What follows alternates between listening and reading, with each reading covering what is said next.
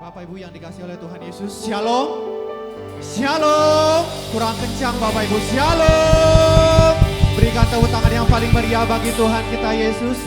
Mari kita siapkan hati dan pikiran kita untuk beribadah kepada Tuhan. Tuhan rindu mendengarkan pujian kita. Tuhan rindu mendengarkan penyembahan kita. Terima kasih Tuhan. Kami tahu kasih-Mu begitu besar kepada setiap kami. Kau berikan anak-Mu bagi setiap kami Tuhan. Untuk karya keselamatan yang Kau kerjakan dalam hidup kami.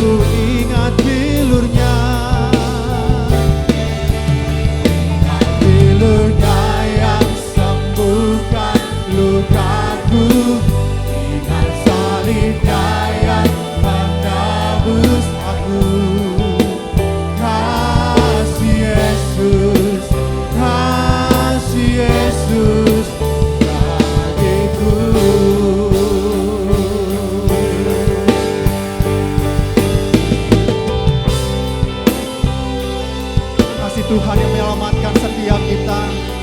Kasih Tuhan yang menyelamatkan setiap kita. Amin.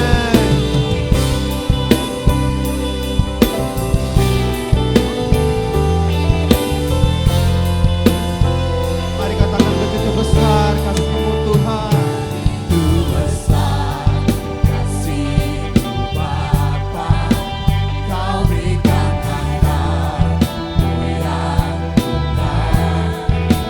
Di saat aku percaya kasih menyelamatkanku, bukan sebagai hakim dunia Tuhan, hakim dunia, tapi penyelamat yang berkorban untuk diriku Kau tebusku. Kasih menyelamatkanku, dan kasih-Nya yang mengubah hidupku, dan kasih-Nya yang selalu ada. Kasih Yesus, kasih Yesus bagiku. Ingat pilurnya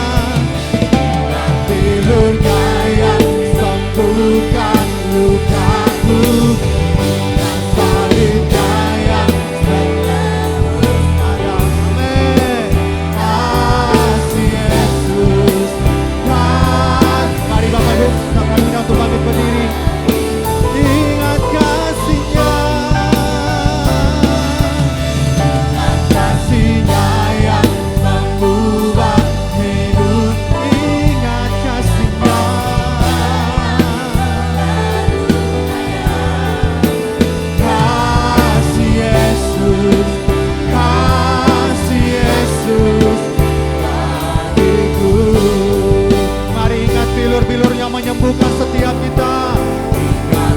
pilurnya yang sembuhkan lukaku, ingat salibnya yang tebus aku. Kasih Yesus, kasih Yesus bagiku.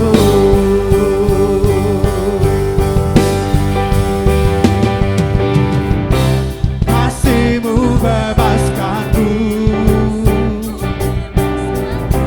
lepaskan dari belenggu dosaku, darah-Mu sucikanku. Hanya Yesus, hanya Yesus, darah-Mu, amin. Kasih-Mu bebaskanku, amin. Lepaskan dari belenggu dosaku, darah-Mu sucikanku. Hanya Yesus, hanya Yesus, amin. Ingat kasih-Nya yang mengubah hidupku, ingat kasih-Nya yang selalu ada. Kasih Yesus, kasih Yesus bagiku. Ingat pilurnya, ingat pilurnya yang sembuhkan lukaku, ingat salibnya yang menebus aku. Kasih Yesus, kasih Yesus, ingat kasih-Nya, ingat kasih-Nya yang mengubah hidup, amin. Ingat kasih-Nya yang selalu, kasih Yesus, amin. Kasih-Mu melimpah atas setiap kami. Oh, ingat pilurnya yang menyembuhkan, pilurnya yang sembuhkan lukaku, ingat salibnya yang menebus aku. Kasih Yesus, kasih Yesus, kasih Yesus, amin. Kasih Yesus, kasih Yesus bagiku. Kasih Yesus, kasih Yesus, kasih Yesus bagiku. Haleluya, haleluya. Kasih-Mu Tuhan yang membebaskan setiap kami, kasih-Mu yang memulihkan setiap kami. Kasih-Mu Tuhan, terima kasih Yesus, sungguh Engkau baik Tuhan, sungguh Engkau setia bagi setiap kami Bapa. Amin. Mari sembah Dia, mari angkat suaramu. Oh, naikkan pujian-Mu. Terima kasih Tuhan, sungguh Engkau sangat baik, Engkau sangat baik.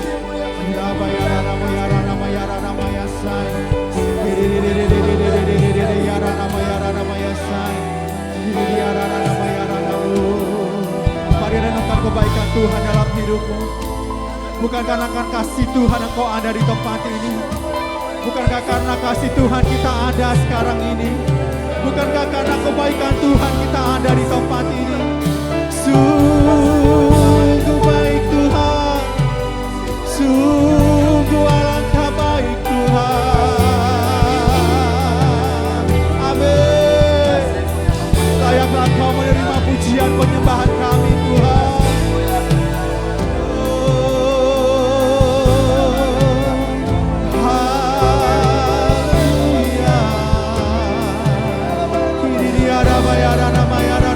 Haleluya.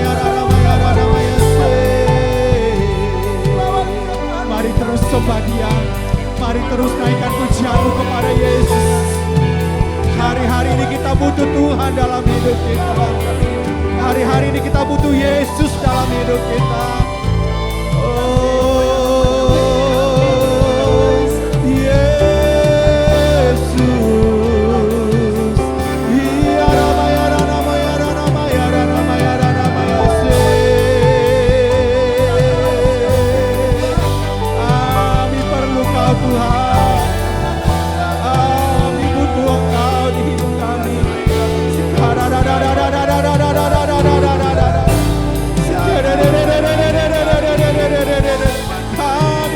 Engkau Tuhan, kami butuh Engkau Tuhan. Amin, amin, amin. Terima kasih Tuhan. Di hari-hari yang jahat ini kami perlu Tuhan dalam hidup kami. Di hari-hari yang tidak menentu ini kami perlu Tuhan di hidup kami. Terima kasih Tuhan. Hanya Engkau jawaban dalam hidup kami. Engkau pengharapan yang tidak pernah berhenti dalam hidup kami. Terima kasih Tuhan. Terima kasih Yesus.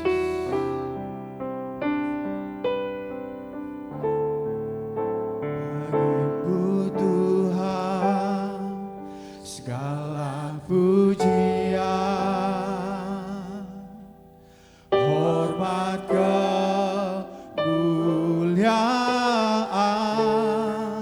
tiada ternilai, salibmu Tuhan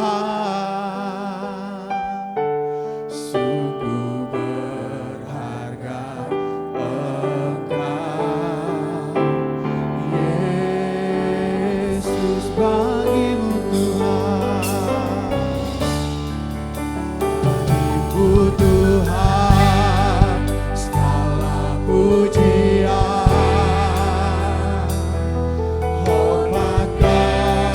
kemuliaan tiada ternilai, salibmu Tuhan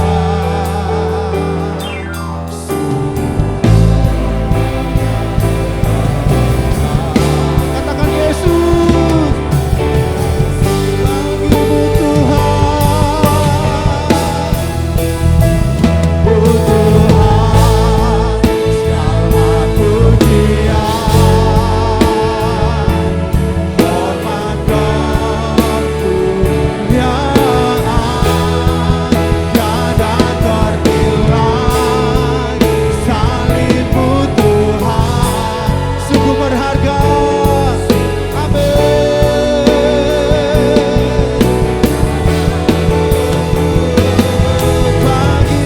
Bagimu pujian,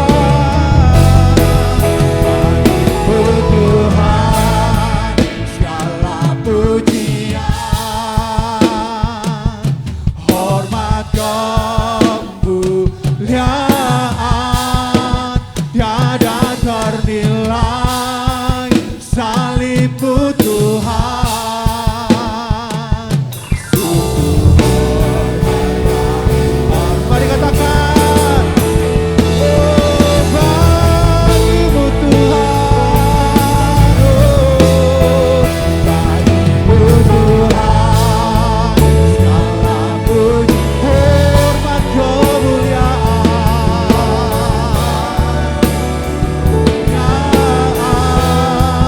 tiada ternilai, salibmu Tuhan sungguh berharga.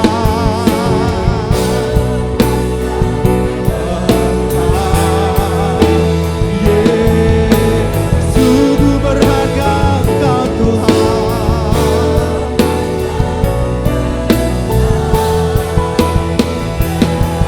sungguh-sungguh Engkau berharga.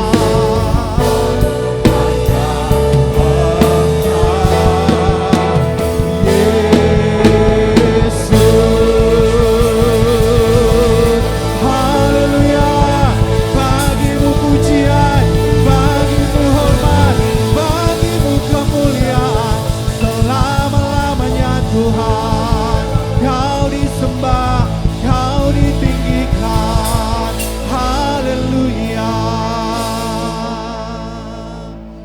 Terima kasih Bapa, benar Tuhan.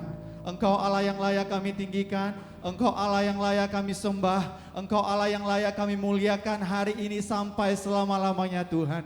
Biarlah segala pujian, syukur, hormat, kemuliaan hanya bagi nama Tuhan di tempat yang maha tinggi. Hari ini Tuhan kami mau memuji, menyembah nama Tuhan lebih dalam lagi Tuhan. Biarlah Engkau beracara, Engkau ambil alih ibadah kami dari awal, pertengahan sampai pada akhirnya. Kendalikan hati, pikiran, perasaan kami. Biarlah semuanya fokus hanya kepada Tuhan. Karena Engkaulah pusat penyembahan kami. Engkau Tuhan pusat penyembahan kami Tuhan. Oleh karena itu apapun yang kami perbuat, biarlah kami perbuat untuk memuliakan nama Tuhan. Terima kasih Bapa, kami percaya 2-3 orang berkumpul Engkau hadir di tengah-tengah kami. Kami percaya kami lebih dari 3 orang Tuhan. Engkau hadir di tengah-tengah kami Tuhan. Terima kasih Tuhan, berkati hamba-Mu yang akan menyampaikan firman-Mu. Urapi, sampaikan apa yang menjadi isi hati Tuhan bagi setiap kami. Kami percaya setiap kami yang mendengarkan kami diteguhkan, kami disembuhkan, kami diubahkan oleh kebenaran firman Tuhan. Terima kasih Bapa. Dan kami bersatu hati, setiap pekerjaan setan, iblis terjahat yang coba untuk mengintimidasi hati pikiran kami, yang coba untuk menekan hati pikiran jiwa kami patah hancurkan, kuasanya kami tolak di dalam nama Tuhan Yesus. Setiap pribadi lepas pribadi dibebaskan untuk memuji nama Tuhan dalam nama Tuhan Yesus. Terpujilah Engkau Bapa, hanya di dalam nama Tuhan Yesus kami berdoa dan mengucap syukur. Mari umat yang percaya sama-sama katakan amin. Berikan tepuk tangan bagi Tuhan kita. Haleluya, haleluya, haleluya, haleluya, haleluya. Kita bersama-sama bertepuk tangan memuji, memuliakan Tuhan kita. Sebab firman Tuhan menerangi jalan-jalan kita. Haleluya.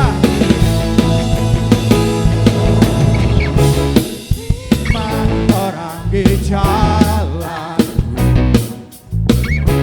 perisai di setiap waktu,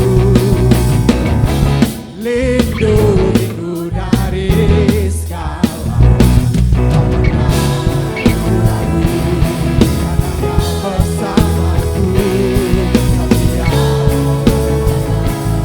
dalam kuasa-Mu Dia. Hanya di dalam namanya Yesus langsung berpengharapan sepanjang hidupku. Hanya di dalam kuasanya pasti tersedia kemenangan bagiku selamanya. Amin. Dialah sumber pengharapan kita, Dialah sumber kemenangan bagi setiap kita. Mari sama-sama tangan kebenaran yang bebaskanku. Haleluya. Kebenaran yang bebaskan selalu ingatku kekuatan. Mari hadapi segala rintangan, hadapi segala tantangan.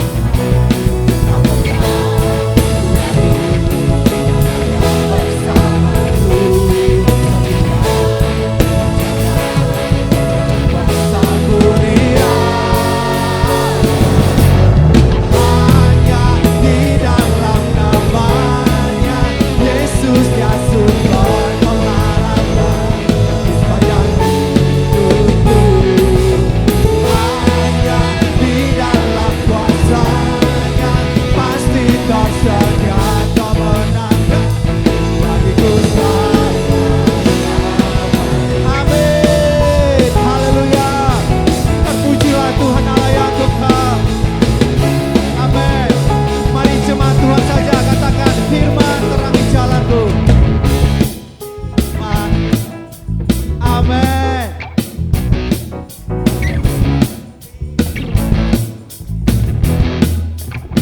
Amin. Engkaulah perisai bagi setiap kami Tuhan.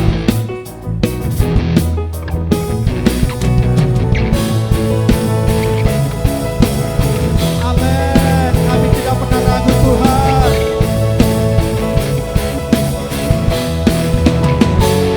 Amin. Hanya di dalam namanya Yesus Dia sumber pengharapan sepanjang hidupku.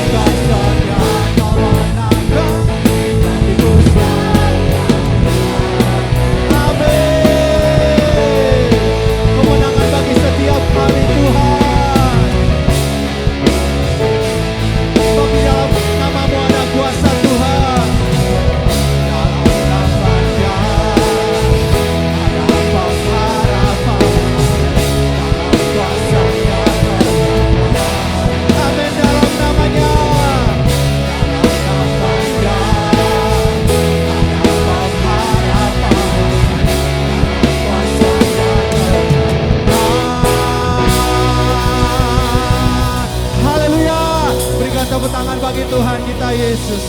Haleluya. Haleluya. Saudara diberkati Tuhan. Amin. Yang diberkati lambaikan tangannya. Haleluya. Mari kita nyanyikan Dia sungguh baik bagi setiap kita. Haleluya.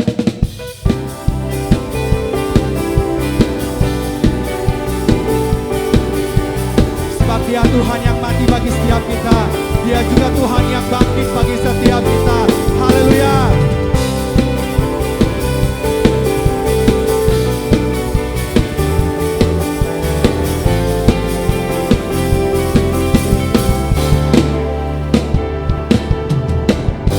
Mati bagiku, Dia bangkit bagiku. Dia Tuhan Allah berdamai. Amin. Kuasa maut dikalah, hidupku dipulihkan.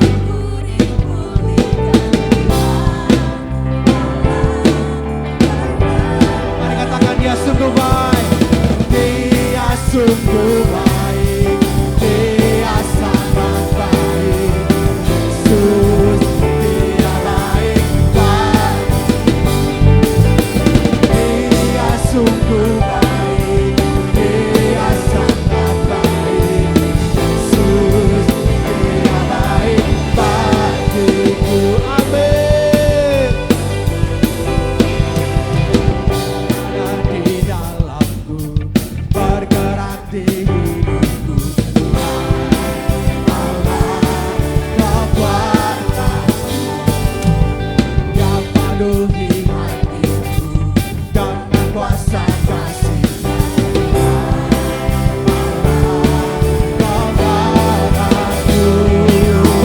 Dia sungguh baik, Dia sangat baik. Yesus, Dia baik, baik. Dia sungguh baik, amin. Dia sangat baik. Yesus, Dia baik. Dia sungguh baik. Dia sungguh baik. Dia sangat baik. Yesus, Dia baik, baik. Dia sungguh baik. Dia sangat baik. Yesus, Dia baik, baik. Amin.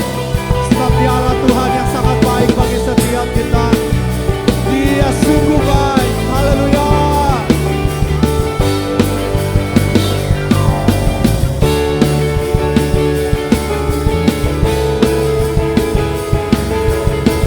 Mari sama-sama katakan Dia sungguh baik. Haleluya.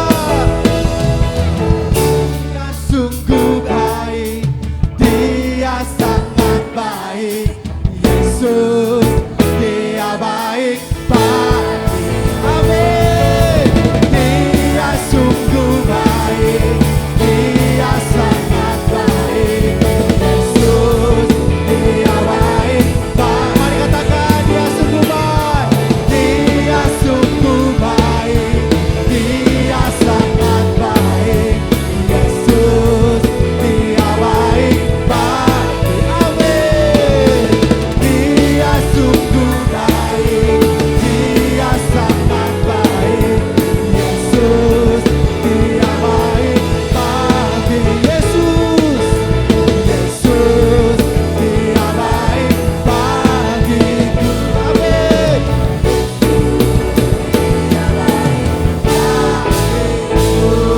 Amin. Haleluya. Amin. Amin. Amin. Dan pujilah Tuhan kita Yesus. Bapak Saudara silakan duduk kembali.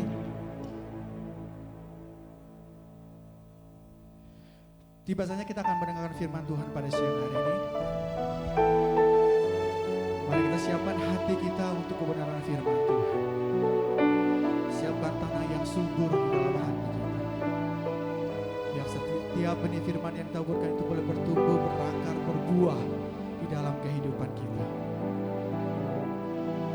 Terima kasih Tuhan. Engkaulah nafas kami, Engkaulah sumber kami.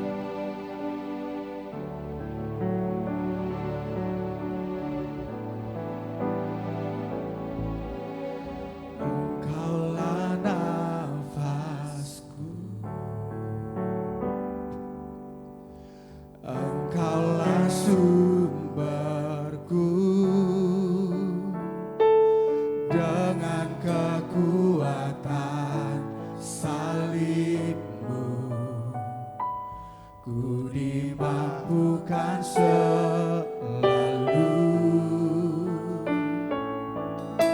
semua perkaraku,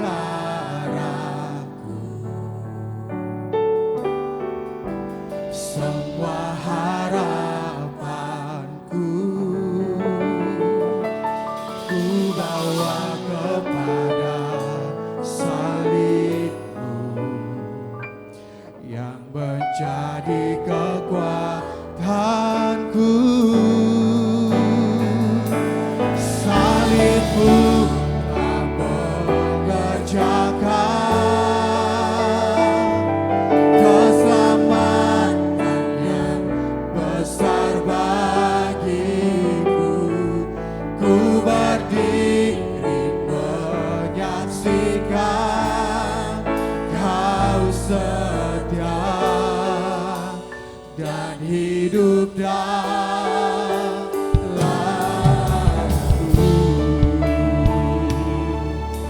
Benar Tuhan, Engkaulah nafas setiap kami Tuhan.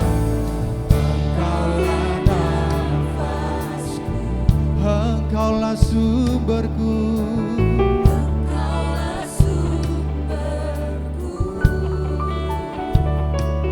dengan kekuatan salib-Mu kami dimampukan selalu Tuhan. Dimampukan Semua perkaraku, semua perkaraku, semua harapanku, ku bawa kepada salib-Mu yang menjadi kekuatanku. Salib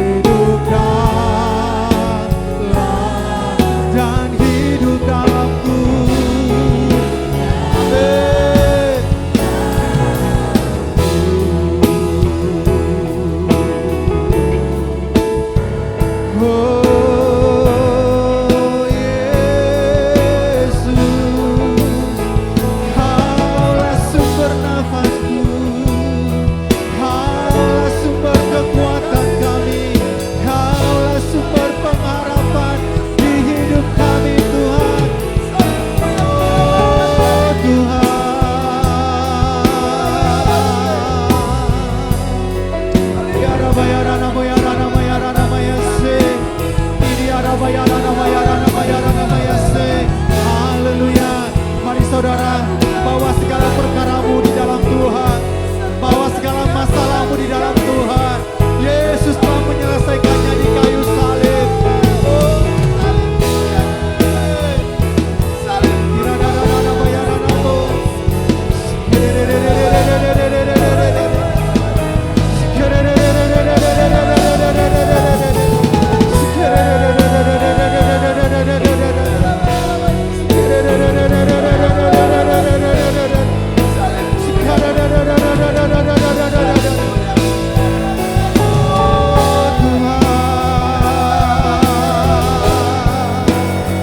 salibmu telah mengerjakan yang terbaik dalam hidup kami. Salibmu telah menyelesaikan segala sesuatunya. Haleluya. Salibmu yang bebaskan kami Tuhan. Salibmu yang menyembuhkan kami. Salibmu yang bebaskan kami.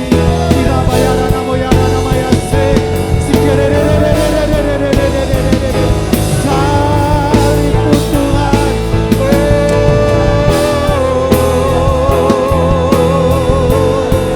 Amin. Salibmu Tuhan. Terima kasih Tuhan. Terima kasih Yesus. Salibmu yang bebaskan kami. Salibmu yang tebus hidup kami. Salibmu yang mengubahkan hidup kami. Salibmu Tuhan. Amin. Mari minta ampun kepada Tuhan untuk segala dosa-dosa pelanggaran kita. Mari datang dengan merendahkan hati di hadapan Tuhan, minta ampun untuk segala kekurangan kelemahan kita. Sebab Tuhan telah menyelesaikannya di kayu salib. Tuhan telah menyelesaikannya bagi kita.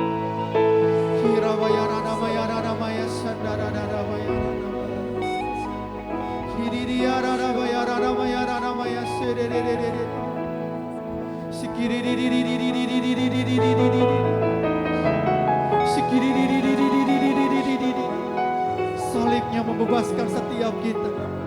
Salibnya mengampuni setiap kita. Darahnya tercurah bagi setiap. Amin. Terima kasih Tuhan. Haleluya. Amin.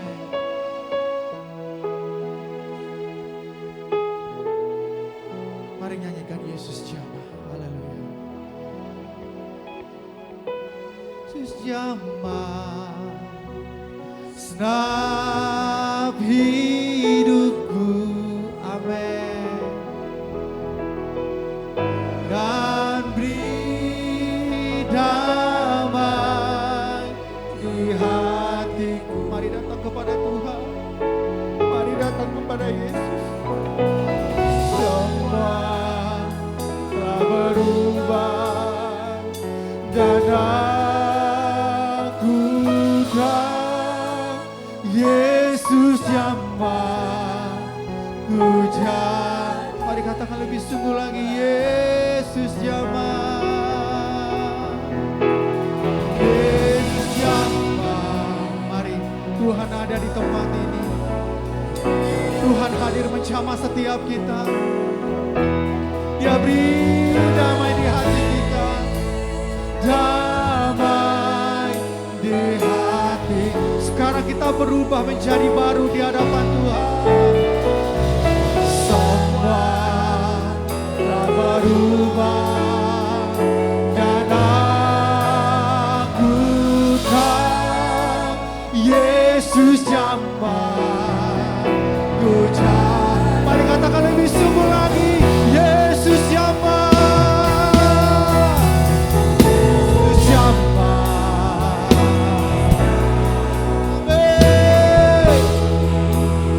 Terluka disembuhkan oleh Tuhan. Yang kepahitan Tuhan pulihkan. Yang lemah Tuhan kuatkan. Yang sakit Tuhan sembuhkan. Amin.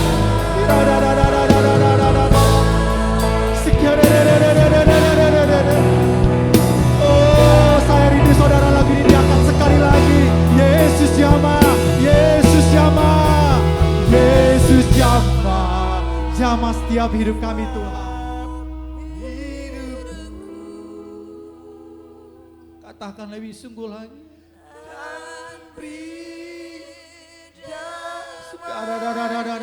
Di hatiku, Yesus jamah setiap kami Tuhan. semua berubah dan aku tahu Yesus jamah ku jadi baru. Yesus jamah, Yesus jamah, ku jadi baru. Yesus jamah, Dia jamah, Yesus jamah ku jadi baru. Haleluya, haleluya.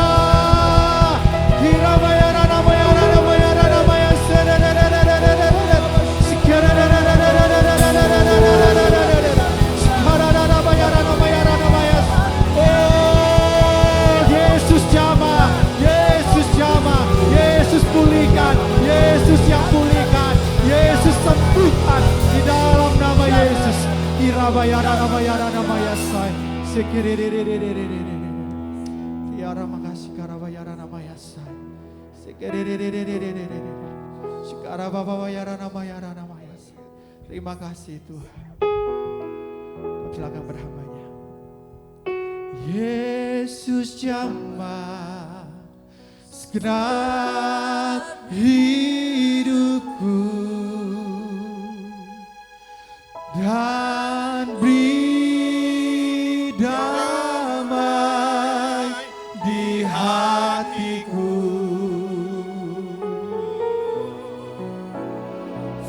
Semua telah berubah dan aku tahu Yesus jamah ku jadi baru.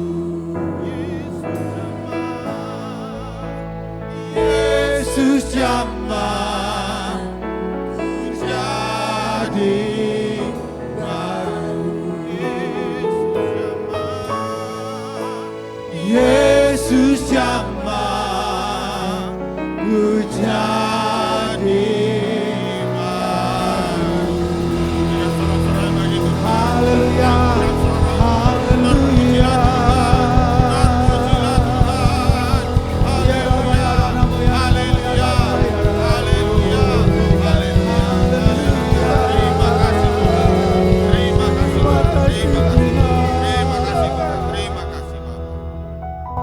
Terima kasih untuk lawatan Tuhan pagi hari ini yang begitu indah dalam kehidupan kami. Terima kasih untuk kesempatan yang sudah Tuhan berikan bagi kami Tuhan. Kami ada sebagaimana kami ada itu adalah bukti kasih-Mu yang begitu besar dalam kehidupan kami. Terima kasih Bapa, terima kasih Tuhan. Kami saat ini mau Tuhan dijamah melalui firman-Mu Tuhan. Bicaralah Tuhan kepada kami karena kami butuh firman-Mu. Roh kami butuh dikenyangkan oleh roti hidup itu Tuhan. Roh kami butuh dipulihkan oleh kuasa firman-Mu Tuhan. Bicaralah Tuhan kepada kami Tuhan di dalam nama Tuhan Yesus. Setiap kegelapan yang mencoba mengalihkan perhatian kami sehingga kami tidak mendapatkan rema dari firman Tuhan, kami patahkan dalam nama Tuhan Yesus. Kami mau fokuskan perhatian kami penuh kepada firman Tuhan. Terima kasih Tuhan Bapa, biarlah firman-Mu yang sempurna itu boleh disampaikan secara sempurna walaupun melalui hamba-Mu yang tidak sempurna ini Bapa. Mari Tuhan bekerjalah dalam kehidupan kami. Tegur apa yang perlu ditegur, ubah apa yang perlu diubah, dan poles kami lebih lagi Bapa. Roh kami Tuhan, lebih lagi Tuhan, boleh menyala bagi Tuhan. Terima kasih Tuhan, kami siap mendengarkan firman-Mu, hikmat-Mu turun atas kami. Di dalam nama Tuhan Yesus Kristus, kita semua yang percaya katakan, amin. Amin. Mari silakan dulu Bapak Ibu dikasih Tuhan. Puji Tuhan, shalom. Selamat pagi Bapak Ibu dikasih Tuhan. kita melangkah di minggu yang baru, di bulan yang baru. Minggu pertama di bulan September tahun 2025. Sebentar lagi masuk Oktober. Habis itu sudah masuk kemana? Bulan akhir tahun lagi. Sampai tahun depan lagi. Cepat ya, bergulir waktu. Ya puji Tuhan, kita masih diberikan kesempatan datang ke rumah Tuhan. Itu karena anugerah Tuhan. Dan kita bisa duduk di ruangan yang nyaman, itu semua karena kebaikan Tuhan. Enggak semua orang loh Bapak Ibu yang dikasih Tuhan bisa menikmati kesempatan seperti yang kita dapatkan. Ini semua karena kebaikan Tuhan dalam hidup kami. Bapak Ibu yang dikasih Tuhan, tanpa berlama-lama kita buka Alkitab kita. Kita buka di dalam Galatia 3 ayat 3. Galatia 3 ayat 3. Galatia 3 ayat yang ketiga. Kita baca sama-sama yuk, mari saya undang bangkit berdiri Bapak Ibu dikasih Tuhan, kita hormati firman Tuhan, ayat yang tidak terlalu panjang, kita bisa baca bersama-sama. Galatia 3 ayat 3. Mungkin LED juga bisa bantu untuk tampilkan ayatnya. Sudah siap? Saya hitung dalam hitungan ketiga, kita sama-sama keluarkan suara kita yang terbaik. 1, 2, 3. Adakah kamu sebodoh itu? Kamu telah mulai dengan roh. Maukah kamu sekarang mengakhirinya di dalam daging? Amin untuk firman Tuhan. Silakan duduk Bapak Ibu dikasih Tuhan. Bapak Ibu dikasih Tuhan, di dalam Alkitab itu ada tokoh-tokoh iman. Yang jelas banyak sekali kita bisa dapatkan dan kita baca di dalam firman Tuhan itu tokoh-tokoh iman yang menjadi apa ya kalau saya mau katakan pahlawan iman Bapak Ibu dikasih Tuhan. Mereka menjadi contoh yang baik bagaimana berjalan di dalam iman bersama Tuhan. Tetapi Bapak Ibu dikasih Tuhan, ternyata di dalam Alkitab ada juga tokoh-tokoh Alkitab yang di awal pengiringannya atau di awal kehidupannya berjalan bersama Tuhan, tetapi di akhir perjalanan hidupnya diakhiri dengan kegagalan. Banyak. Nah, salah satunya kita akan lihat, kita akan pelajari, yaitu siapa? Raja Saul. Siapa yang pernah mendengar nama Raja Saul? Raja Saul ini seorang raja yang terkenal sekali Bapak Ibu yang dikasih Tuhan. Di dalam Alkitab, dialah pencetak sejarah, yaitu apa? Dia raja pertama orang Israel. Israel sebelumnya dipimpin oleh para hakim-hakim. Hakim-hakim ini adalah orang-orang yang ditunjuk Tuhan untuk memimpin bangsa Israel, memimpin di dalam perang, menjadi perantara bagi bangsa Israel dengan Tuhan. Ada yang bisa sebutkan hakim-hakim? Gideon. Siapa lagi? Yefta. Siapa lagi? Yang terkenal yang badannya besar, yang kuat sekali siapa? Rambutnya panjang. Simson. Bukan Samson ya, Simson. Samson mah Betawi Bapak Ibu dikasih Tuhan. Samson Betawi. Yang di Alkitab namanya Simson dan lain-lain. Bangsa Israel dipimpin oleh para hakim-hakim untuk berperang, untuk menjadi perantara bagi bangsa Israel untuk mendengarkan suara Tuhan. Tetapi tiba suatu saat, suatu era di mana bangsa Israel sudah tidak mau lagi dipimpin oleh hakim-hakim. Para hakim ini. Hakim terakhir adalah Nabi Samuel. Suatu saat para tua-tua orang Israel datang kepada Nabi Samuel. Mereka katakan, Bapak kami tidak mau lagi tanpa raja, kami mau raja seperti bangsa yang lain katanya. Kami mau dipimpin seperti bangsa-bangsa lain. Kalau kita ngomongin soal bangsa lain di dalam Alkitab, selain bangsa Israel semuanya adalah bangsa penyembah berhala. Bangsa penyembah selain Yehova, Yahweh. Allah yang benar, Allah Abraham, Ishak dan Yakub. Bayangkan bangsa Israel meminta kepada Samuel seorang raja dengan contohnya seperti bangsa penyembah berhala. Memang terkadang hidup di dunia ini tanda kutip seperti sepi. Menjadi orang yang dekat sama Tuhan terkadang dijauhi oleh dunia ini, Bapak Ibu yang dikasihi Tuhan. Melakukan kebenaran firman Tuhan disingkirkan. Tapi nanti kita akan lihat. Bagaimana pilihan bangsa Israel sebenarnya tidak tepat. Tetapi Tuhan yang penuh kasih, dia bilang sama Samuel, kabulkan saja. Karena yang dia tolak bukan kamu Samuel, kata Tuhan. Yang ditolak itu aku. Sama seperti ketika sejak aku memimpin bangsa Israel keluar dari Mesir, mereka berulang kali menolak aku. Demikian juga sekarang. Enggak apa-apa, kabulkan permintaan mereka, angkat seorang raja. Inilah kisahnya Saul dimulai. Singkat cerita, akhirnya Samuel bilang, oke, Tuhan akan jawab, tunggu saja. Alkisah ada seorang anak muda namanya Saul bin Kis. Ayahnya menyuruh dia mencari keledai-keledai betinanya. Rupanya bapaknya ini punya keledai-keledai betina, dan zaman dahulu keledai itu barang mewah, Bapak Ibu yang dikasihi Tuhan. Apalagi keledai betina. Mereka salah satu penggerak roda ekonomi waktu itu. Nah, keledai-keledai ini hilang. Bapaknya bilang kepada Saul, Saul, bawa bujangmu, cari keledai. Sebenarnya simpel sekali sebenarnya kisah ini. Saul disuruh cari keledai. Nah, dia berserta bujangnya cari keliling-keliling, kitarin gunung. Gak dapat. Akhirnya suatu saat perbekalan mereka sudah menipis. Saul bilang, ayo kita pulang.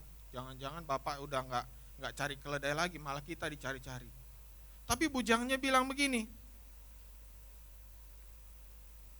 di sana ada seorang pelihat. Zaman itu menurut Alkitab, nabi itu disebutnya pelihat. Di sana ada pelihat. Mari kita datang ke sana, kita tanya, bagaimana bisa nggak kita temukan keledai-keledai itu? Saul bilang, tapi kita mau bawa apa? Perbekalan kita sudah hampir habis. Bujangnya dengan mantap bilang, aku masih ada duit nih, kita bisa persembahkan. Singkat cerita dia carilah nabi. Dan waktu itu Samuel lah yang menjadi nabi. Dia cari, dan akhirnya singkat cerita di persimpangan jalan ketemu. Samuel tidak mengenal Saul, tetapi karena dia nabi, dia mendapatkan suara Tuhan dari malam sebelumnya. Dia katakan, kau akan bertemu seorang pemuda yang sedang mencari keledai, namanya Saul. Di saat persimpangan jalan, dia bertemu dengan Saul.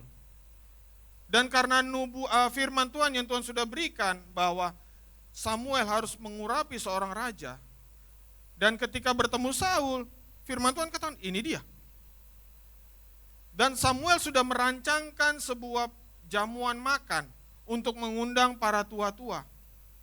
Yang lucunya seperti kebetulan Saul hadir di situ.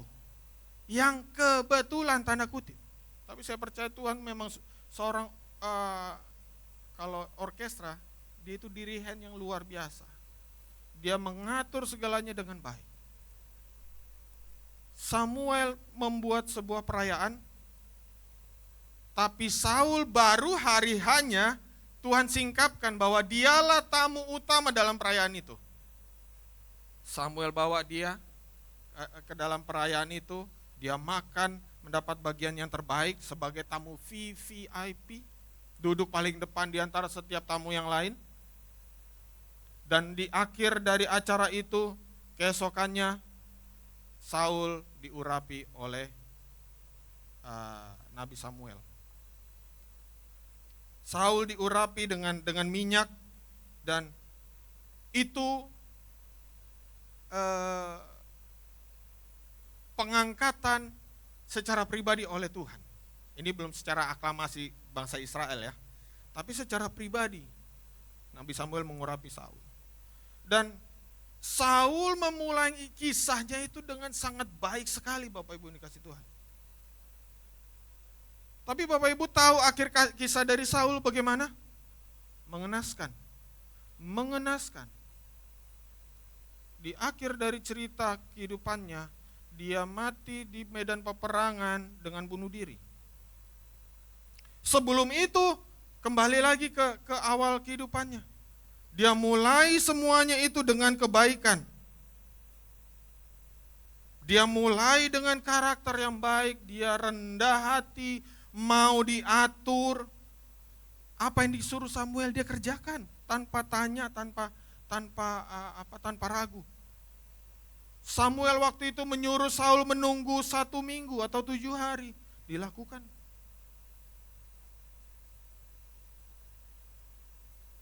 Tetapi Alkitab mencatat semua itu berhenti.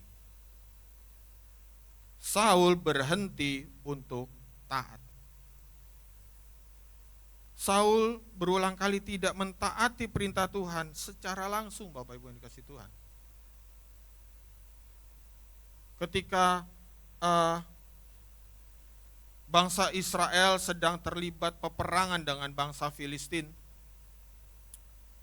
karena memang hanya nabi yang boleh membakar korban bakaran dan korban keselamatan, artinya penghubung antara bangsa Israel dan Allah, hanya nabi. Tidak boleh ada orang lain yang tidak ditunjuk oleh Tuhan. Waktu itu Nabi Samuel menyuruh menunggu Saul, Raja Saul.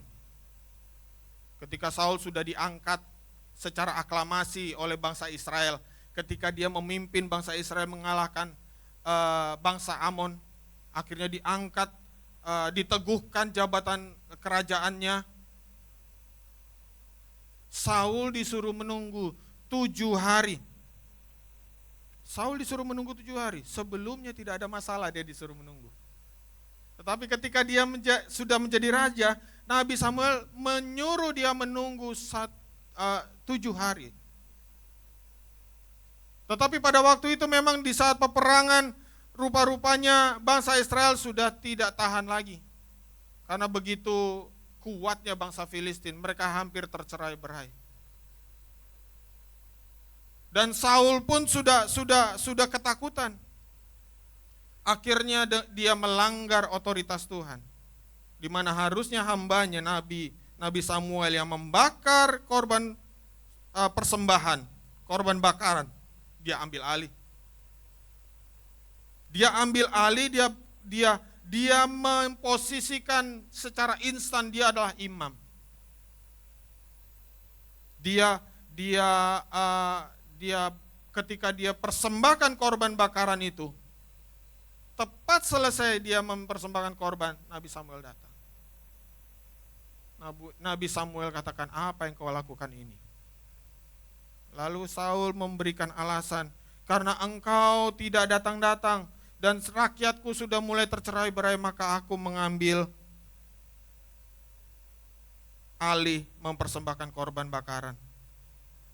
Bapak Ibu dikasih Tuhan, dia lebih takut ditinggal rakyatnya dibanding mematuhi kehendak Tuhan. Ketidaktaatan awal Raja Saul rupanya seperti tanaman. Dia tabur ketidaktaatan di awalnya, dan dia mulai mengalami degradasi iman. Ini bukan ketidaktaatan pertama dan terakhir, ini adalah awal. Dia tidak punya iman bahwa Allah memegang segala sesuatu. Allah tidak akan membiarkan bangsa Israel hancur oleh karena melawan bangsa Filistin. Bapak Ibu dikasih Tuhan, Raja Saul kalah imannya sama anaknya Yonatan.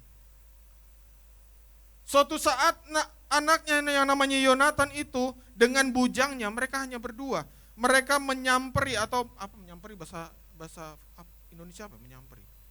Menyamperi lagi. Menghampiri garnisun lawan hanya berdua. Dan garnisun lawan itu ada di atas dataran tinggi. Di 1 Samuel 14 ayat 6 katakan begini, berkatalah Yonatan kepada bujang pembawa senjatanya itu, mari kita menyeberang ke dekat pasukan pengawal orang-orang yang tidak bersunat ini, maksudnya orang Filistin. Ini perkataannya yang berikutnya, mungkin Tuhan akan bertindak untuk kita, baik dengan banyak orang maupun dengan sedikit orang. 1 Samuel 14 ayat 6. Hanya Yonatan dan bujang pembawa senjatanya, itu dia katakan, mari kita samperin, kita hampiri garnisun lawan itu. Dan dia bilang apa? Mungkin Tuhan akan bertindak untuk kita. Sebab bagi Tuhan tidak sukar untuk menolong baik dengan banyak orang maupun dengan sedikit orang. Saul tidak punya keyakinan ini. Anaknya Yonatan punya. Dan singkat cerita apa? Yonatan dan bujangnya hanya berdua. Mereka obrak-abrik garnisun itu. Mereka hancurkan. Hanya berdua. Hanya berdua.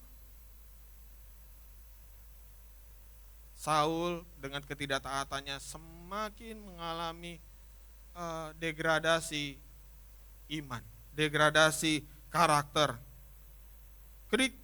Ketidaktaatan Saul kembali berlanjut ketika Saul berperang dengan orang Amalek. Tuhan suruh begini kepada Nabi Samuel, hancurkan orang-orang Amalek karena mereka dulu pernah menghalangi bangsa Israel untuk masuk dalam tanah perjanjian. Saul mendapat mandat untuk menghancurkan bangsa Amalek. Dengan setiap kepunyaannya, tidak ada disisakan satu pun, tidak boleh, semuanya harus dihancurkan. Tapi apa yang terjadi?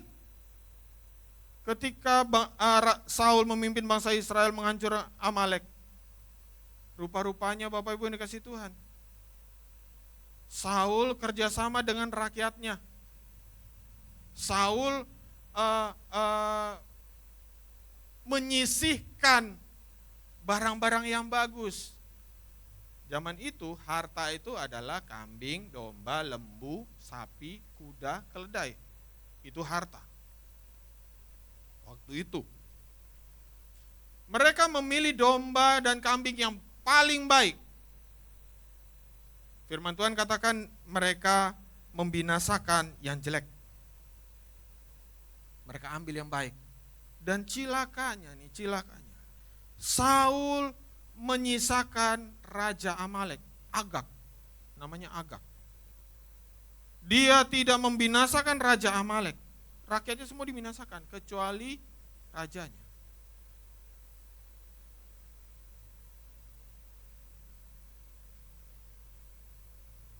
Alih-alih taat, Saul tidak menghancurkan semuanya. Tetapi ketika datang Samuel, dia bilang apa? Aku sudah melakukan firman Tuhan, kata Saul. Tapi Samuel katakan apa? Tetapi apa yang kudengar ini, suara kambing domba itu. Tuhan kasih tahu Samuel kejahatan Saul. Dan Tuhan katakan, aku menyesal mengangkat Saul menjadi raja. Saul menggunakan rakyatnya sebagai alasan untuk berlaku korup. Bahkan dia katakan rakyat menyisihkan kambing domba yang terbaik untuk mempersembahkan bagi Tuhan. Wah, rohani sekali alasannya. Pakai alasan rohani memang paling tepat untuk menghalalkan segala cara.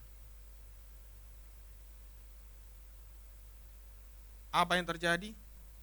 Akhirnya Tuhan mengambil mandat dari Saul. Walaupun dia masih menjabat sebagai raja, tetapi Tuhan sudah tidak mau menyertai lagi. apapun yang ditanya oleh Saul, Saul tidak akan dijawab oleh Tuhan.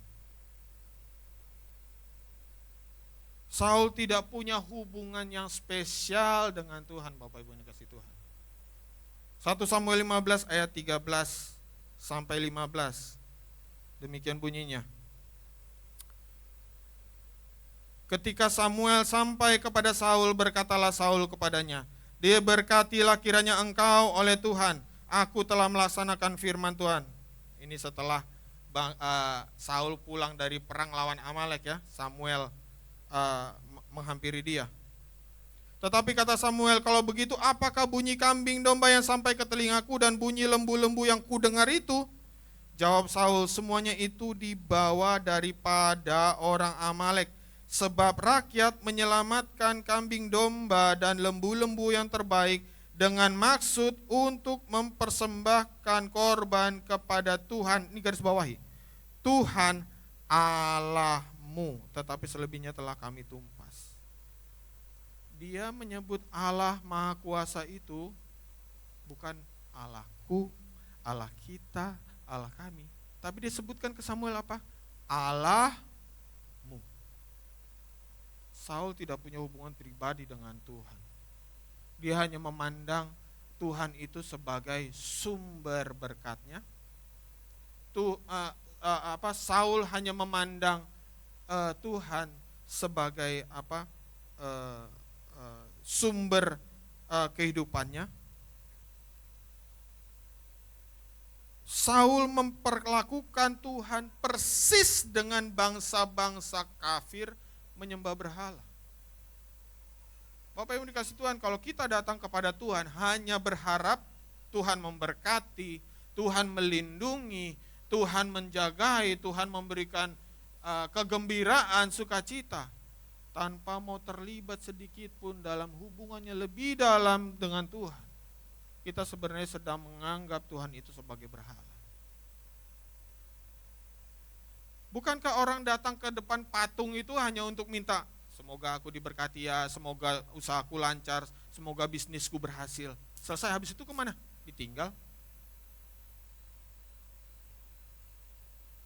Kalau kita mulai datang kepada Tuhan hanya mengharapkan segala yang baik saja, tanpa ada niatan untuk melibatkan Tuhan dalam kehidupan kita, tanpa kita mau mendengarkan apa mau Tuhan, kita sebenarnya sudah memperlakukan Tuhan sebagai berhala. Dan Saul memperlakukan Yahweh, Allah Abraham, Ishak dan Israel itu seperti berhala. Berbeda dengan Daud. Siapa yang tahu bahwa antara Daud dan Saul ada permusuhan yang begitu mengerikan? Daud tidak membenci Saul, tapi Saul sangat membenci Daud. Kisah kehidupan Daud dimulai dari apa? Perjalanan karir Daud dimulai dengan dimusuhi Saul.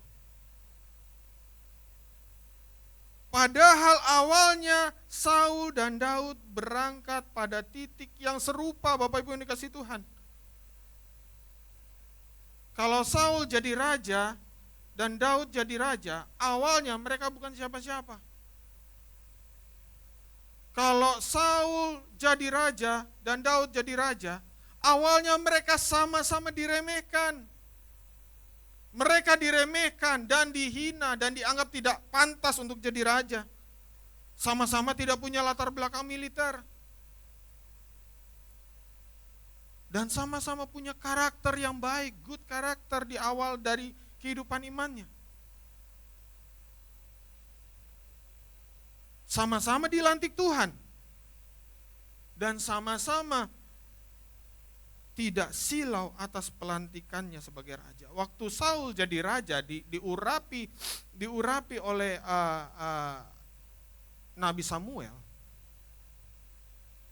Harusnya dia sudah mendapatkan haknya sebagai raja. Banyak haknya. Dan kesimpulannya, hak raja adalah menguasai hidup setiap orang di Israel. Semua yang dia miliki, semua apa yang dia punya, pekerjaannya, budaknya, kekayaannya, bahkan dirinya sendiri itu dikuasai oleh raja. Tapi setelah Saul diurapi sebagai raja, Saul kembali ke ladang, Bapak Ibu dikasih Tuhan. Dikatakan dia berjalan di belakang lembunya, artinya apa? Dia membajak. Dia nggak silau dengan pelantikannya sebagai raja. Demikian juga Daud. Mereka berangkat dengan hal yang sama. Tapi apa yang terjadi? Kenapa bisa jadi berbeda? Daud, firman Tuhan katakan, Allah mendapatkan seorang yang berkenan di hatinya. Saya nggak tahu di firman Tuhan mana ada tokoh Alkitab, tokoh firman Tuhan yang dikatakan berkenan di hatinya. Tentu banyak yang berkenan di hatinya, tetapi pengakuan Tuhan atas orang itu, sepengetahuan saya, maaf koreksi ya kalau saya salah, hanya Daud. Hanya Daud.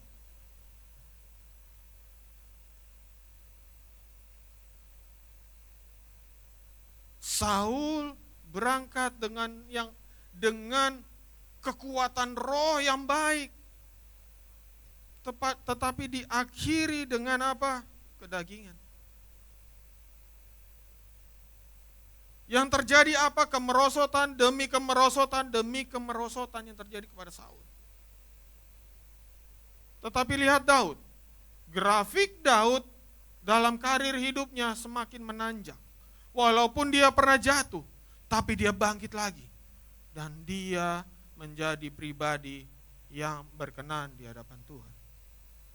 Karena apa? Saul tidak punya hubungan pribadi yang intim dengan Tuhan. Daud punya. Daud punya. Itu tertuang di dalam semua mazmurnya. Kalau kita baca di Mazmur, hampir 100, tidak 100%, tetapi hampir seluruhnya, itu adalah buah hati, buah cinta Daud kepada Tuhan. Segala aspek dalam kehidupannya dia berikan kepada Tuhan. Dan dia takut kehilangan Tuhan. Bahkan ketika dia jatuh ke dalam dosa, dia katakan apa? Jangan ambil rohmu daripadaku. Dalam Mazmurnya pun dia katakan, dia ungkapkan dosanya kepada Tuhan. Ketika dia berbuat dosa, dia ungkapkan, tidak ditutup-tutupi. Berapa banyak kita yang selalu belagak suci di hadapan Tuhan. Tidak mengungkapkan apa yang sudah kita lakukan, dosa apa. Padahal Tuhan apa? Melihat hati. Tapi kita seakan-akan gak berani mengungkapkan. Padahal ketika kita ungkapkan dosa kita, dengan penyesalan, datang kepada Tuhan dengan pertobatan, Alkitab katakan, Allah itu setia dan adil. Dan kita akan disucikan dari dosa. Makanya Daud sangat berkenan di hadapan Tuhan.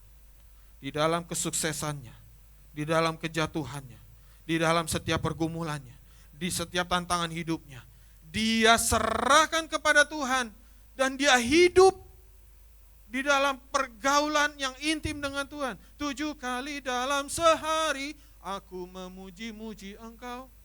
7 kali. 7 kali dalam sehari. 7 kali dia datang kepada Tuhan. Dan firman Tuhan mencatat, dia mencintai Taurat Tuhan. Firman-Mu pelita bagi kakiku, terang bagi jalanku. Daud tidak bisa lepas dari firman Tuhan. Dia tidak bisa menghadapi setiap apa yang dihadapi dalam dunia ini, dalam kehidupannya tanpa firman Tuhan. Dia mencintai Taurat Tuhan begitu rupa. Pantas Saul mengalami kemerosotan. Saul mengalami kemerosotan yang mengerikan. Karakternya yang tadinya baik, tadinya tulus, tadinya penuh dengan keberanian dari Tuhan. Di akhir-akhir pertengahan hingga akhir hidupnya, dia hanya berkutat di dalam apa? Ketakutan, demi ketakutan, demi ketakutan, demi ketakutan. Allah sudah tidak menjawab setiap pertanyaannya dia. Akhirnya apa? Dia datang kepada pelihat atau dukun, pemanggil arwah, bukan pelihat, pemanggil arwah di sebuah kota yang namanya Endor. Demi apa? Dia ingin meminta pemanggil arwah itu memanggil roh Samuel supaya dia bisa mendapatkan nasihat. Tadinya dia bertanya kepada Tuhan, tapi akhirnya lebih percaya pemanggil arwah.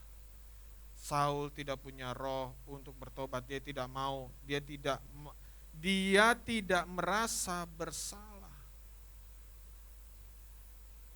Sayang sekali ketika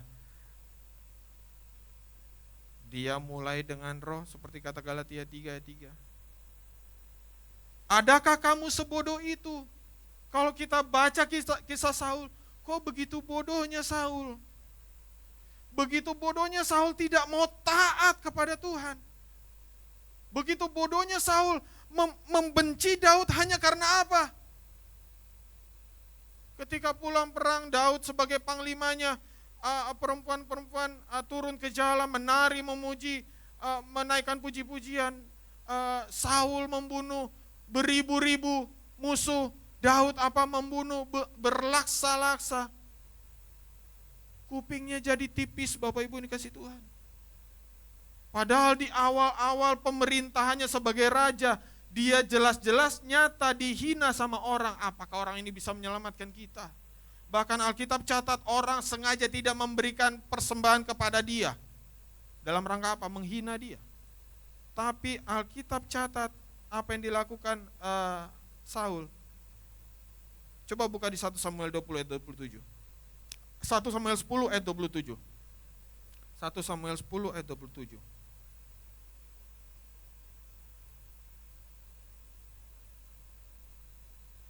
Tetapi orang-orang dursila berkata, masakan orang ini dapat menyelamatkan kita? Mereka menghina dia dan tidak membawa persembahan kepadanya. Apa reaksi Saul? Tetapi ia pura-pura tuli. Seru ya? Saul walaupun sudah dihina begitu rupa, didengar sama kupingnya jelas-jelas, tapi apa dia bilang? Pura-pura tuli.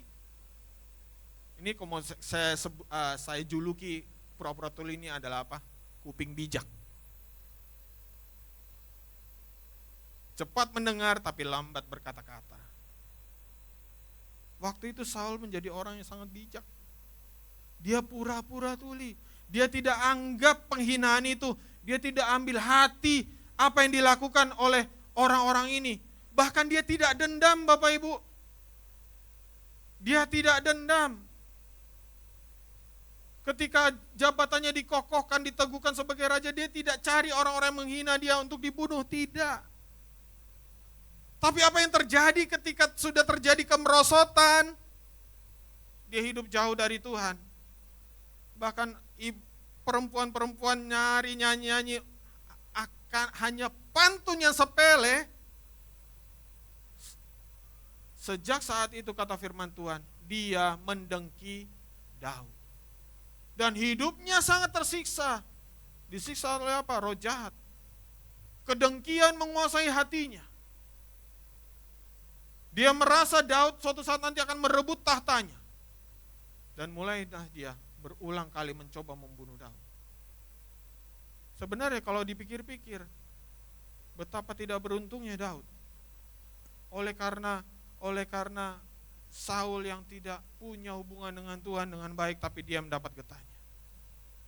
Tapi karena Daud punya hubungan yang manis dengan Tuhan, bahkan jauh sebelum dia angkat sebagai raja, semua pergumulannya dia bisa lalui. Semua ketakutannya, semua tantangan hidupnya dia bisa lalui. Saya nggak usah ceritakan bagaimana Daud begitu beratnya pergumulan dalam hidupnya. Waktu yang lalu saya sudah pernah ceritakan, dan itu banyak sekali Bapak Ibu, nggak cukup waktu kalau saya ceritakan. Saya juga tergoda sih untuk ceritain karena seru banget. Baca firman Tuhan Bapak Ibu. Kisah yang begitu hebat. Bagaimana Tuhan menolong seorang Daud. Berulang kali nyawanya itu hampir hilang oleh karena Saul. Tapi karena Daud mengenal Tuhan, berulang kali, 2 kali dia mendapat kesempatan untuk bunuh Saul, dia tidak lakukan. Di depan mata. Tapi Daud tahu bahwa dia tidak boleh menyentuh orang yang diurapi Tuhan. Wow.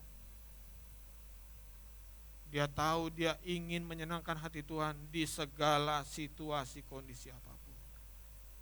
Bapak Ibu dikasih Tuhan, orang tidak akan bisa mengerti hati Tuhan tanpa mendengar isi hati Tuhan. Kalau Daud katakan dia cinta Taurat Tuhan, tidak heran dia mengerti apa yang diinginkan Tuhan. Walaupun dia dicobai. Ketika dia dapat kesempatan membunuh Saul 2 kali. Rasa-rasanya sah-sah aja sih. Tanda kutip ya.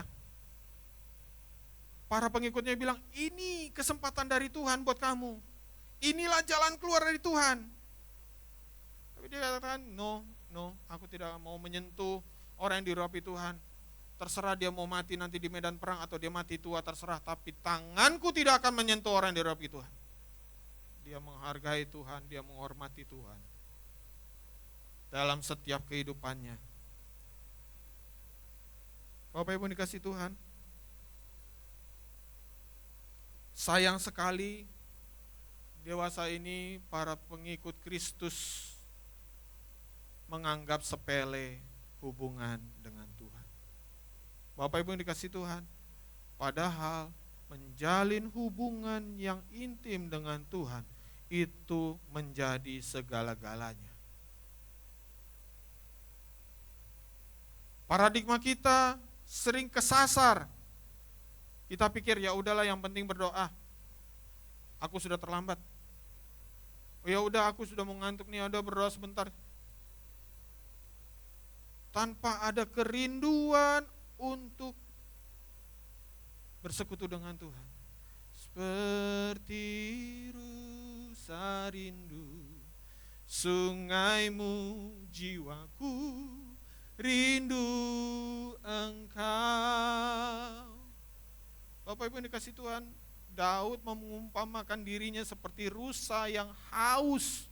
Bapak Ibu pernah lihat acara flora dan fauna? Suatu acara yang membekas dalam kehidupan saya dari kecil dulu. Kalau sekarang apa ya, National Geographic kali ya. Kalau rusa atau kijang itu udah haus dan di depan matanya ada suatu mata air atau suatu kubangan air yang bahkan di situ ada buaya, apa yang dia lakukan? Dia tetap minum di situ. Dia tetap cari. Dia tahu resikonya di situ ada buaya, tetapi tetap dia mau. Itulah kehausan Daud. Apakah kita punya kehausan seperti itu kepada Tuhan? Mungkin kita pikir, sudahlah, minggu datang ibadah, udah cukup.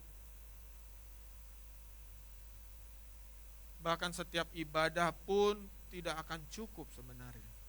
Kalau kita punya rasa haus lagi, dan lagi. Maka saya dorong Bapak Ibu dikasih Tuhan, saya sering katakan gereja ini punya ibadah doa malam setiap Jumat malam. Setiap Sabtu ada doa puasa dan juga setiap Senin subuh jam 4:30 ada doa fajar. Saya undang Bapak Ibu untuk datang. Mari kita bersekutu dan jangan lupakan waktu-waktu pribadi dengan Tuhan.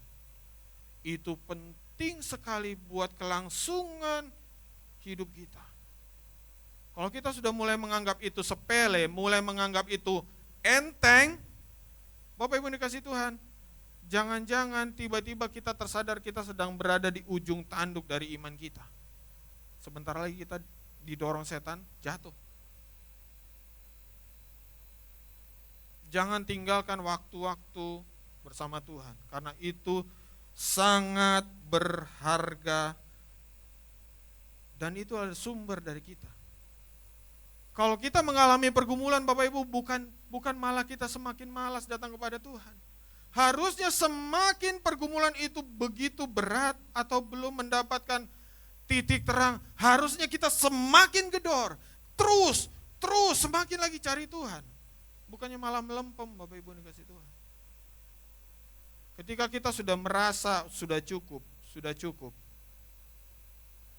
degradasi kemerosotan itu secara tidak sadar akan terjadi dalam kehidupan kita. Bapak Ibu dikasih Tuhan, Yohanes 15 ayat 4 katakan begini, tinggallah di dalam aku dan aku di dalam kamu. Sama seperti ranting tidak dapat berbuah dari dirinya sendiri, kalau ia tidak tinggal pada pokok anggur. Demikian juga kamu tidak berbuah jikalau kamu tidak tinggal di dalam aku.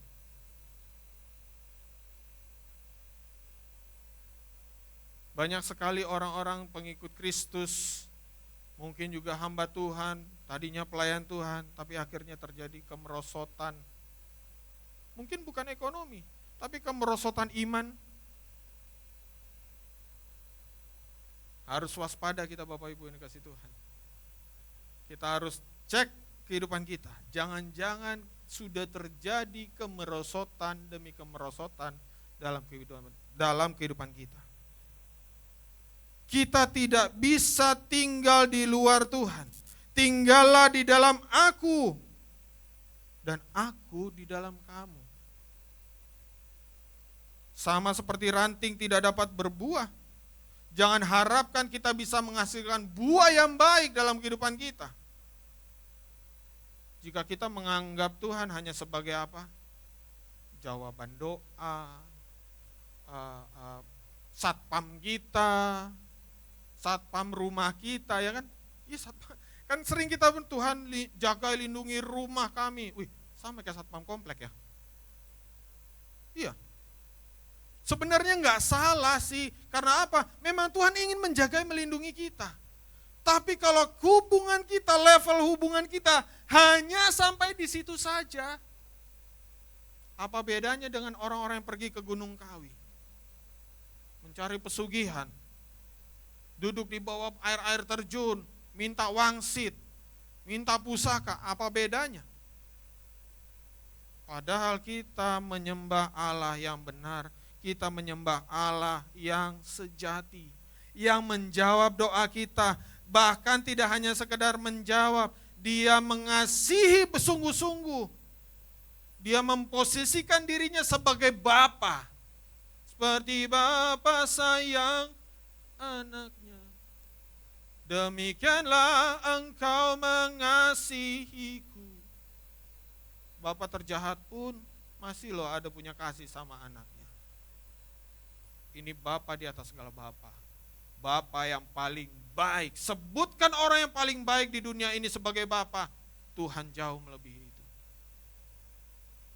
Dan Daud juga menganggap Bapanya ini adalah juga gembalanya. Tuhan adalah gembalaku, takkan kekurangan aku. Dia gembala yang baik. Dia melihat setiap apa yang kita hadapi. Dia lihat Bapak Ibu. Sayang sekali kita sering menganggapnya hanya sebagai apa? Hadiah undian. Bukan sebagai seorang Bapa yang menyediakan. Bukan sebagai seorang gembala yang baik. Kalau Daud bilang Tuhan itu adalah gembala yang baik, skala kebaikannya apa? Daud bisa bilang Tuhan adalah gembala yang baik karena apa? Dia juga gembala yang baik. Karena apa? Daud ketika kambing dombanya diterkam beruang, diterkam singa, Daud tidak tinggal diam. Dia kejar beruang itu, dia kejar singa itu, dia lepaskan kambing dombanya dari mulutnya. Kalau bukan gembala yang baik, gak mungkin itu dilakukan. Gak mungkin itu dilakukan. Tetapi Daud merasakan bagaimana Tuhan melepaskan dia dari setiap masalah hidupnya. Makanya dia bisa berkata, Tuhan adalah gembala yang baik. Seluruh kehidupannya dia dedikasikan untuk Tuhan. Dialah yang mempunyai kerinduan untuk mendirikan bait Allah yang permanen.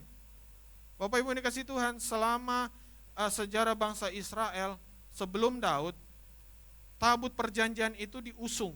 Tabut perjanjian itu diusung kemana-mana. Dan tempatnya ditaruhkan di sebuah kemah. Memang kemahnya itu dirancang bagus sekali. Tetapi karena Daud begitu mengasihi Tuhan, dia bilang apa? Aku sudah tinggal di istana. Istanaku bagus, istanaku itu megah. Tapi kok Tuhan tinggal di kemah? Lalu dia punya ide yang brilian. Aku mau mendirikan bait Allah. Tapi Allah katakan apa? Baik sekali idemu. Tapi bukan tanganmu yang akan harus membangun rumah bagiku. Tapi anakmu, karena tanganmu berlumuran darah. Seumur hidupnya Daud berperang dan berperang. Daud punya kedalaman kasih bersama Tuhan. Dia punya keintiman yang begitu dalam.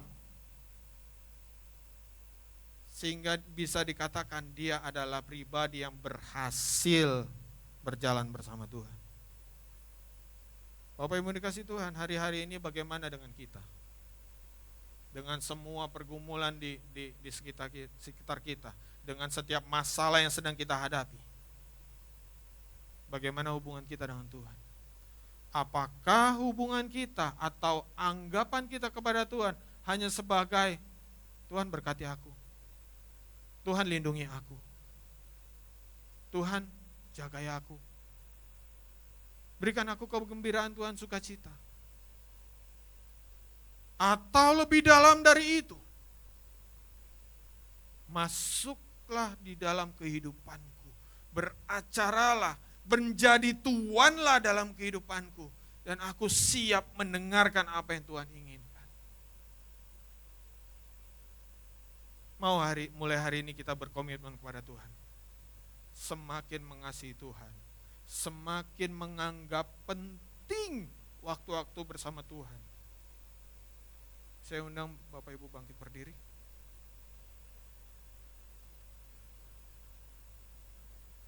Daud sangat menghargai Tuhan. Dalam setiap aspek kehidupannya, bahkan kejatuhannya, dia dosanya diakui di hadapan Tuhan. Dia mudah bertobat Bapak Ibu. Ditegur oleh Nabi Nathan, dia langsung menyatakan bahwa dia bersalah. Dia mengakui dia sudah melakukan dosa. Itulah salah satu tanda bagaimana orang hidup bergaul erat kepada Tuhan. Tidak mudah tersinggung, mudah diajar, tunduk kepada otoritas. Bapak yang dikasihi Tuhan, mari hari ini kita buka hati kita sungguh-sungguh. Kita undang kepada Tuhan masuk dalam hidup kita. Dan kita nyatakan kasih kita kepada Tuhan.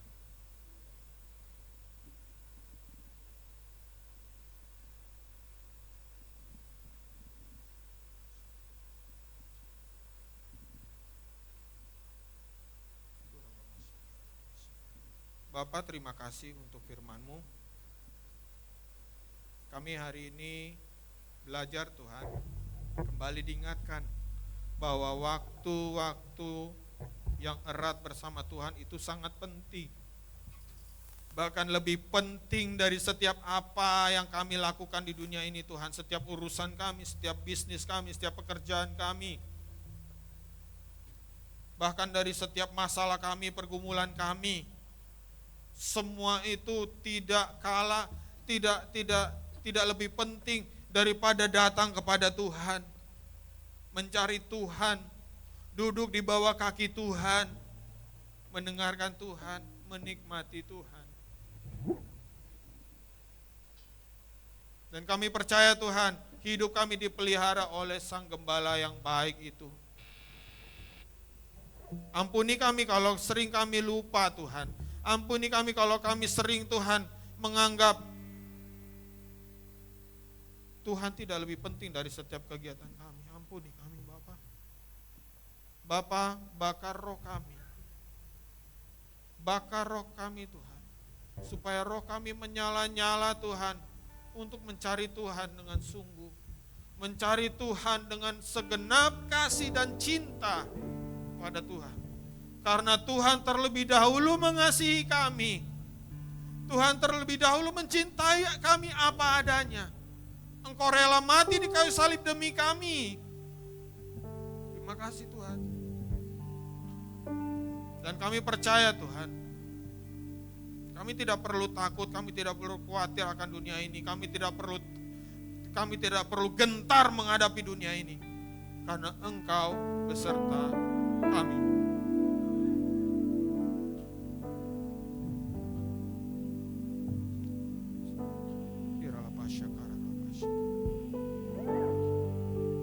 Sekalipun aku dalam lembah gelap, ku tak takut sebab Kau di sisiku. Ya. Sekalipun badai taufan datang menerpa, ku tak gentar sebab Kau besertaku. Aku percaya. Aku percaya berkat-Mu atasku melimpah. Kebajikan, kemurahan selalu mengikutiku. Ku puji, ku sembah Kau Tuhan.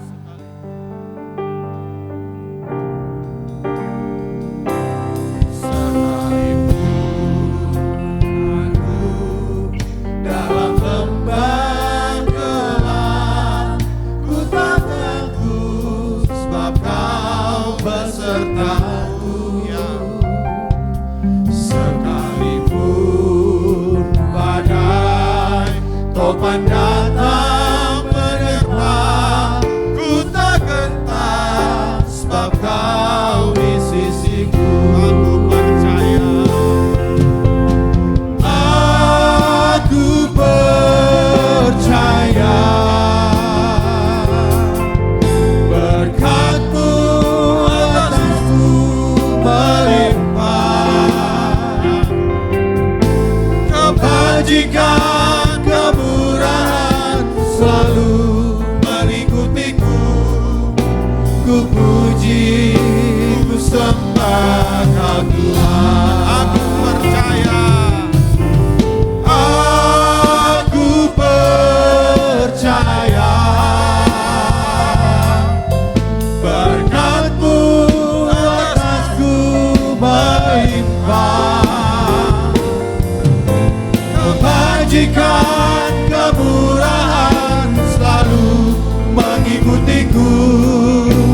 Ku puji, ku sembah Kau Tuhan.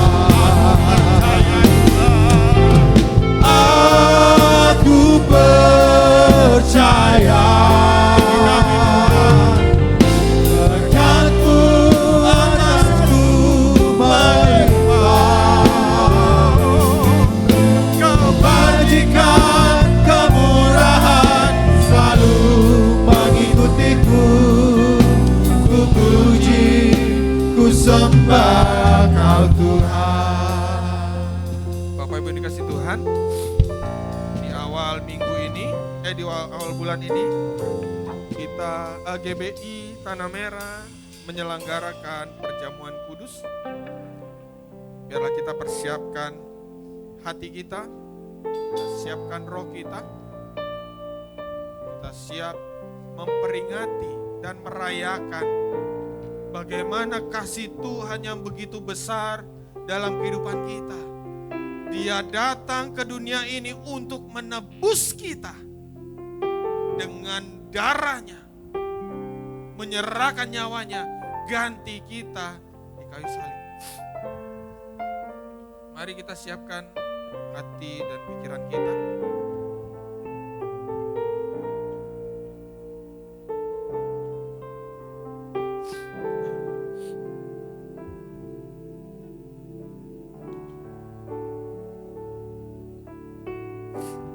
Saya undang petugas perjamuan untuk hadir di depan.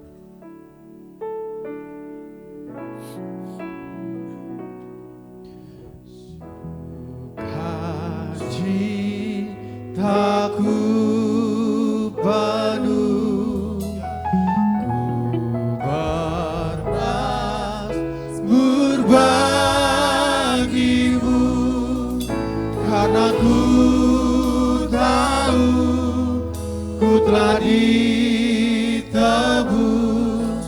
oleh curahan darahmu.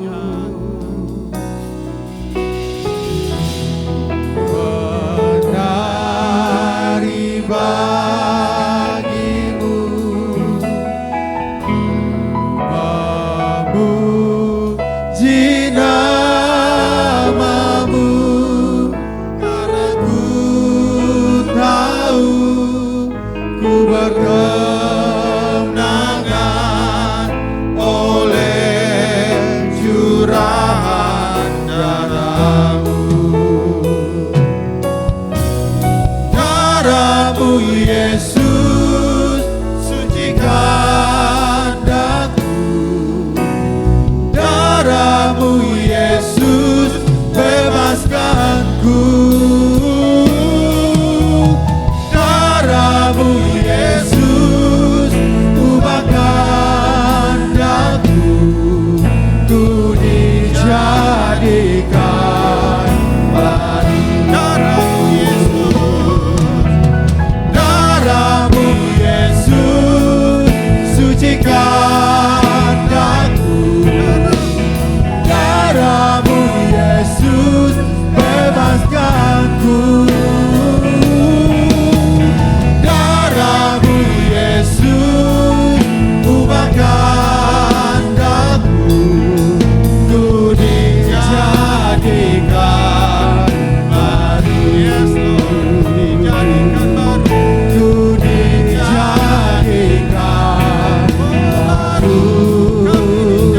baru, ku dijadikan baru.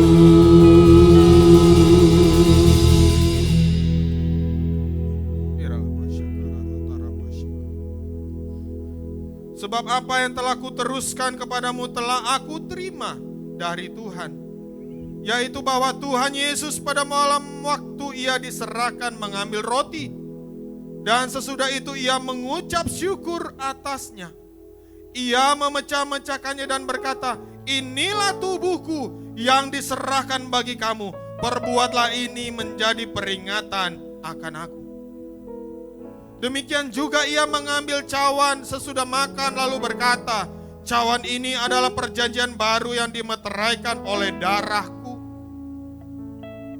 Perbuatlah ini setiap kali kamu meminumnya menjadi peringatan akan aku. Sebab setiap kali kamu makan roti ini dan minum cawan ini, kamu memberitakan kematian Tuhan sampai ia datang. Bukankah cawan pengucapan syukur yang atasnya kita ucapkan syukur adalah persekutuan dengan darah Kristus? Bukankah roti yang kita pecah-pecahkan adalah persekutuan dengan tubuh Kristus? Jadi barang siapa dengan cara yang tidak layak makan roti atau minum cawan Tuhan, ia berdosa terhadap tubuh dan darah Tuhan. Karena itu hendaklah tiap-tiap orang menguji dirinya sendiri, dan baru sesudah itu ia makan roti dan minum dari cawan itu. Barang siapa makan dan minum tanpa mengakui tubuh Tuhan, ia mendatangkan hukuman atas dirinya. Bapak Ibu dikasih Tuhan, firman Tuhan mengatakan ketika kita mau menerima tubuh dan darah Kristus, kita harus bereskan apa yang harus dibereskan di dalam hidup kita. Kita harus minta Tuhan ampuni untuk setiap pelanggaran yang kita lakukan. Dan firman Tuhan katakan kita wajib mengakui Dia sebagai Tuhan dan Raja kita, supaya kita layak merayakan tubuh dan darah Kristus. Mari Bapak Ibu yang dikasih Tuhan, kita ambil waktu sejenak, kita berdiam diri di hadapan Tuhan, kita doa. Semuanya kita bereskan. Kita perlu mengampuni orang yang bersalah kepada kita, atau kita perlu minta ampun kepada Tuhan, kepada orang yang mungkin kita bersalah kepadanya. Kita bereskan semuanya supaya kita layak menerima tubuh Kristus. Mari kita berdoa.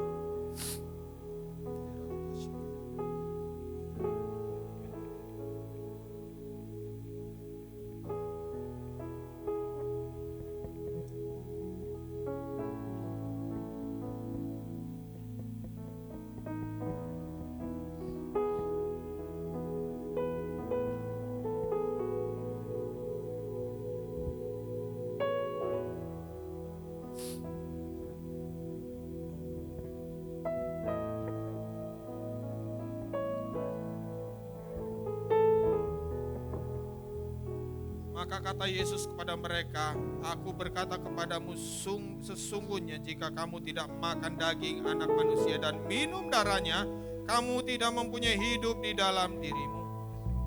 Barang siapa makan dagingku dan minum darahku, ia mempunyai hidup yang kekal, dan aku akan membangkitkan dia pada akhir zaman. Sebab dagingku adalah benar-benar makanan, dan darahku adalah benar-benar minuman. Barang siapa makan dagingku dan minum darahku, ia tinggal di dalam aku dan aku di dalam dia. Pada satu bukit jauh dari sini, kulihat salibmu berdiri, sepotong kayu kasar, tanda dosa besar. Di sana Tuhan ku telah mati, ku datang salibnya.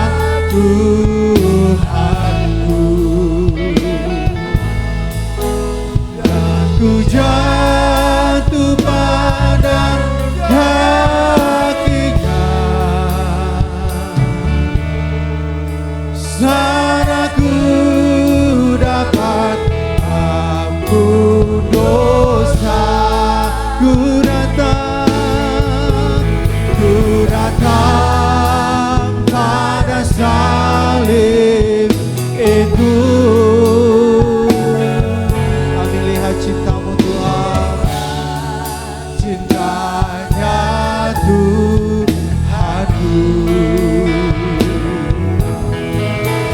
Dan ku jatuh pada kakinya, sana ku dapat ampun dosa. Sana ku dapat ampun dosa. Sana ku dapat ampun dosa.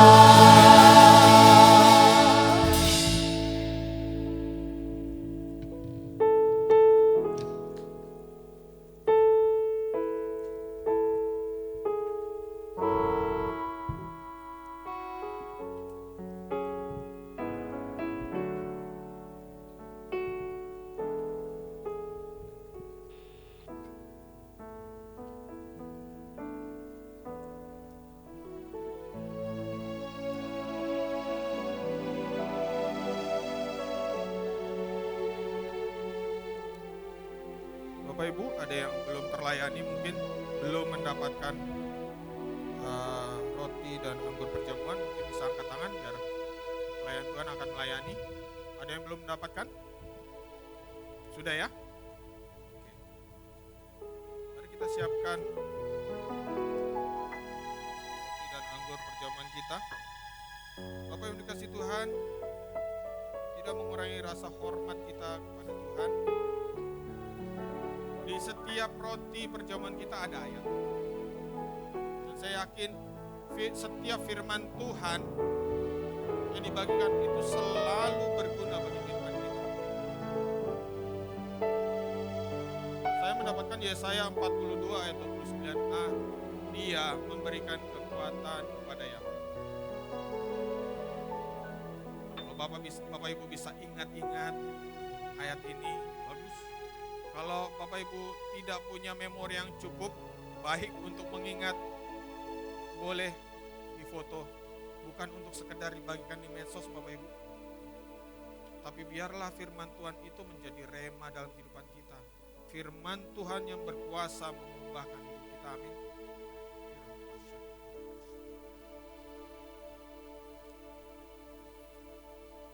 Mari jemaat Tuhan, kita angkat roti kita tinggi-tinggi melebihi kepala kita.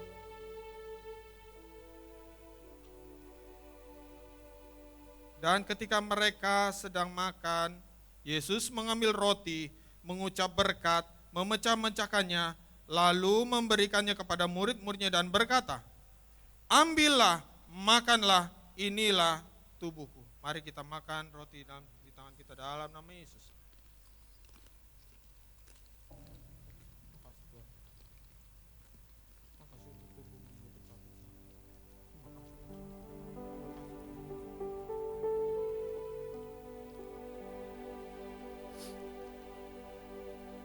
Kita angkat cawan anggur kita tinggi-tinggi,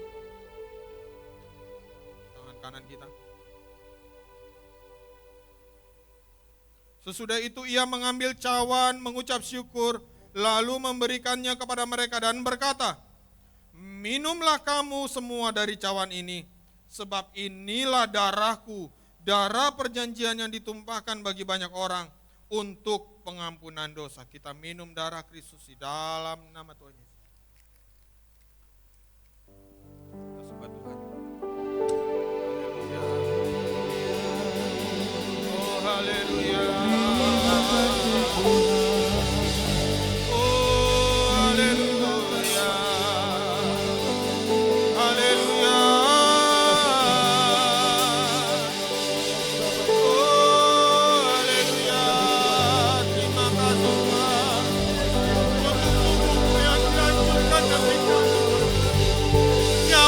Ganti nyawa kami Tuhan.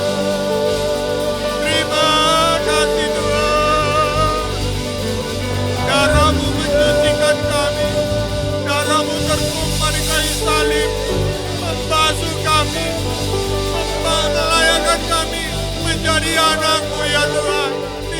kasih Bapa.